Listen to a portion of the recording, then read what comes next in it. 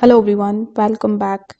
In this video, I'm going to show you how to connect interactive brokers to TradingView in 2026. For that, first of all, you need to open your web browser in your PC or on your laptop.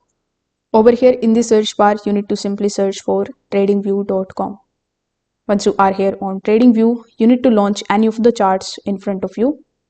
If you don't know how to open the chart, by default, when you log in into your TradingView account, you will be shown this type of page in front of you.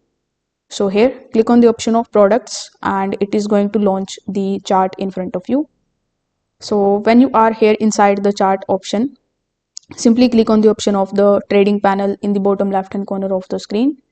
Now it is going to show you the first row of all of the trusted brokers that you can connect with TradingView very easily. So the fifth option would be of interactive brokers. So when you click on it, it is going to ask you to connect your account with TradingView. So click on the option of connect. Then it is going to redirect you on the login page of interactive brokers. So provide your username and your password, then log in into your live account. If you have the demo account or a paper account with interactive brokers, simply click on the option of paper first, then provide your login credentials and simply click on the option of simulated login. So this way you will be able to connect your interactive brokers account with TradingView in 2026.